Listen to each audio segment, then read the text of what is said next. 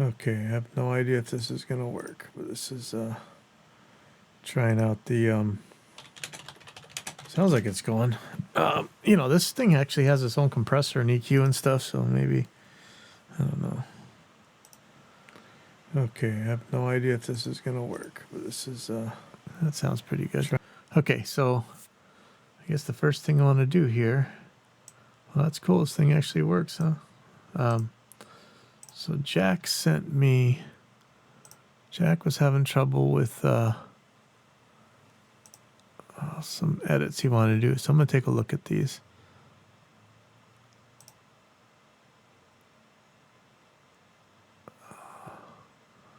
Oh, this is just the RPP, so this is not gonna work. Yeah, we need to get him on a Dropbox account. Oh wow! Hey, good job, Matt Cat. Matt Cat put out a video, email, how to set up for remote teaching, and it's using his Cordy app, which is really cool.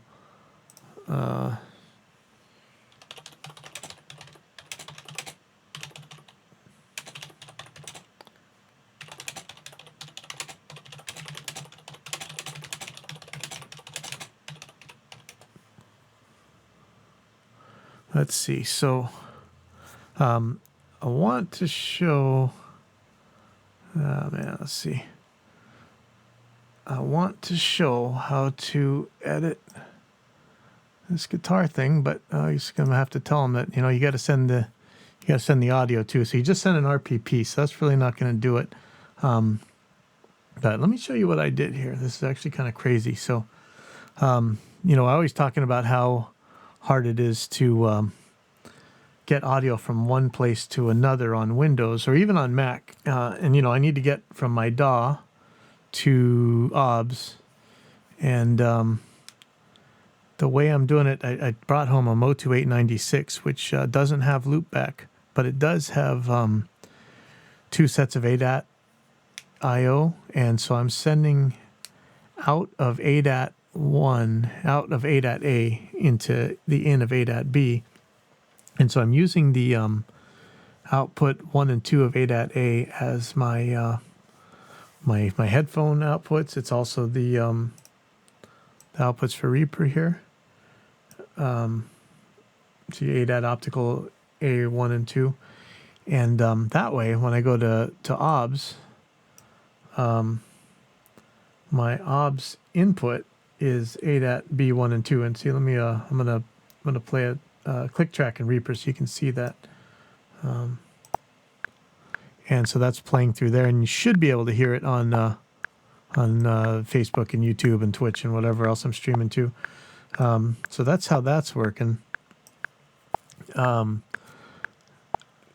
Soon we should have a way to deal with Skype, but for now I'm gonna send output of my mic into Skype somehow. Actually, that's a problem. I'll figure that one out. Yeah, Skype is Skype wants to have a stereo input. I mean, you can make it a mic, but if I really give Skype an input here, it's gonna ask me for a stereo input if I try and give it a line. In fact, let me pull up Skype here. Let me see if I have it. It's got to be the Skype, the desktop version, right? That was the not the app one, because the app one. Well, I guess it doesn't matter because I'm not going to be using NDI. So, but anyway, so watch what happens when I try and pull up Skype here. I have another. We're going to fix this later on. Oh, geez, it's going to make. Come on, man. I just want to show this. I don't even remember. Crap. Okay. Anyway, I have another way of doing this. So I can. We could use a virtual audio cable out of something. There might be a way to send.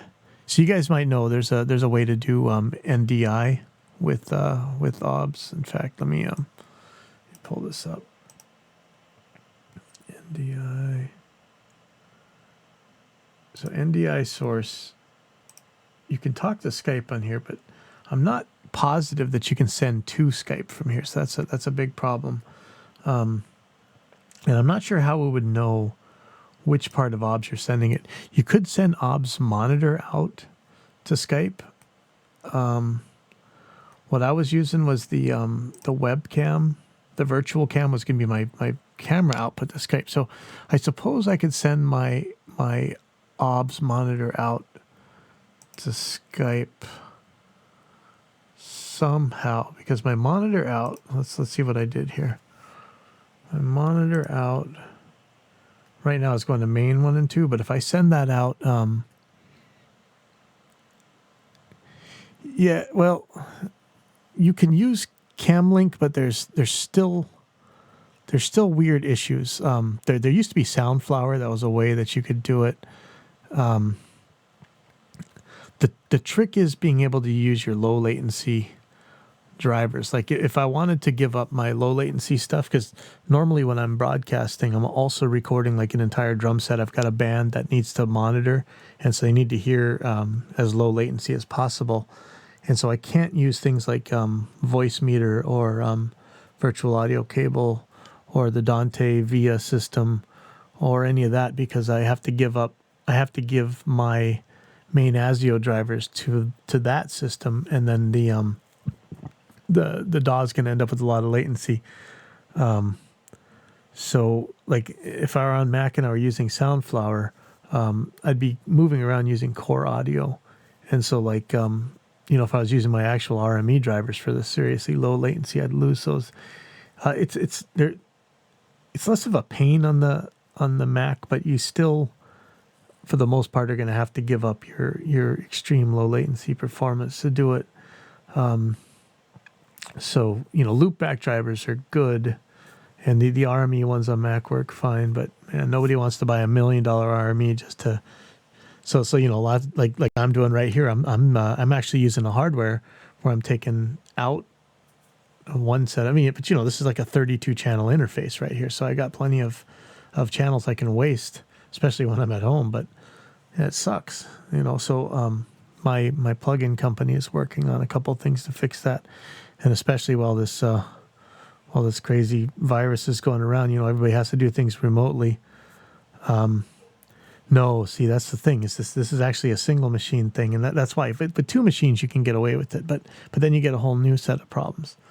This is actually, I don't know if you've seen a Motu 896 Mark III. It's got a 8 analog ins and outs and 2 sets of ADAT IOs, which are 8 channels apiece. And I'm just sending out one ADAT IO into an ADAT IO in. And that's digital, so you're not going to really lose anything, but still, it's a pain. With the RMEs, you can just do like a loopback straight on it. But you'll see a lot of people use 2 machines for this, or they'll send one sound card into another sound card, which can have its own problems. This way, I'm giving up 8 inputs, which sounds like a horrible thing, but at home it's not going to matter. But when I'm at work, I give up. I kind of give up 4 inputs to do this, which is fine because it's got 32 inputs, and I end up about 24, 25 if I'm using like everything. So this is okay. But so I have a feeling that if I were to set the monitoring out to one of these other ADAT A outs, like 3, 4, I could send that into Skype. And if I need to read Skype back, if I wasn't doing NDI, then I could send Skype out to a pair of ADAT A out channels, and I could bring those back in on OBS. Or chances are, if I were doing this the other way, I would just do it straight in Reaper. So I guess in Reaper I would send. I'd make another track and probably. Well, I really don't like this theme. Sorry, hold on. Let me just fix this. Like I really, yeah, you know what? I'm just going to go back to one of my old themes here. Sorry. Oh, I don't even know what I did with them all. There, at least, okay, so for this one, at least I can see what's going on. Okay, so this one, I would I could send to Skype by oh, not MIDI hardware, audio hardware out here, and I could just oh, see, I didn't no, I'd have to enable them, but yeah, that'd be one way to send to Skype and return it from Skype. But yeah, it's such a pain to have to do it this way. I don't know if you know, yeah, the Soundflower thing was really cool. And if you don't need the low latency stuff, it's really good. And it's not that bad of latency anyway. But this is such a pain. I mean to fix this. This is one of the things that you know, silver linings and stuff. I've been working on that problem for about 21 or 22 years now. And now that everybody needs to be teaching remotely and we got to do all these like virtual concerts or whatever, it's time to get this problem solved. And I have a couple different ways of doing it. And we're working on here, watch this crash it actually. We are finishing up this compressor right now.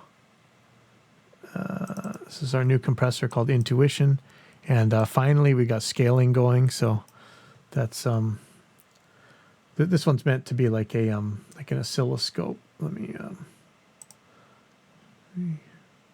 insert click source. That'll do. So wow, why is that click source not showing? That is actually very strange. I see it, but I don't hear it. I wonder what I broke here. Default 6.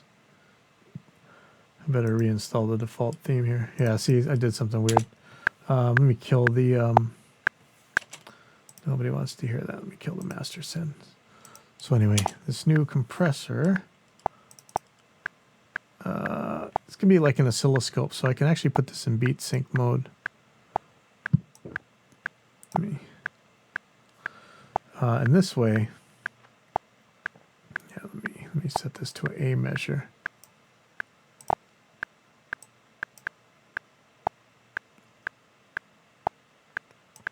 Okay.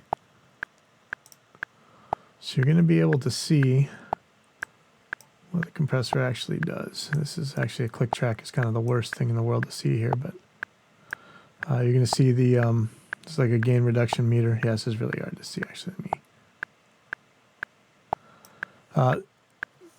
Because, you know, if you're doing it with tempo sync, you could it'll act like edge triggering on a scope, but you know, you actually have it set to a regular display. Let me show you what it would do if you were in a regular scope mode. Actually, I can slow this down a lot. Hold on. So I really want people to be able to see what a compressor is doing to your signal. And so as soon as we're finished with this, oh yeah, why are we still hearing that? I shouldn't be hearing that. Oh, because I have that. So as soon as we're done with this compressor, I really want to get on making a way to really just communicate between apps and not have this crazy pain. It's just ridiculous. But I'm going to have to tell Jack. Hold on, let me just tell him.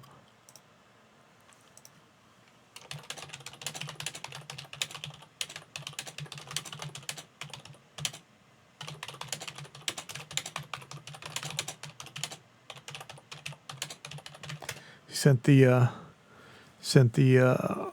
Reaper project file without the audio. So, but it seems like this is working. I don't know if, you know, I might have my mic. I don't know what my mix is like, but let's see. I do have a hard drive with some project files on it. I'm not sure. I don't know if I have. Do I have any more USB ports? Let's see. I don't know if I need. I'm probably gonna need a. I don't know which USB stick has my. You know, I brought home all my my dongles and stuff. I've been using Revolver a lot. You know, they're really doing some neat new things with Revolver. So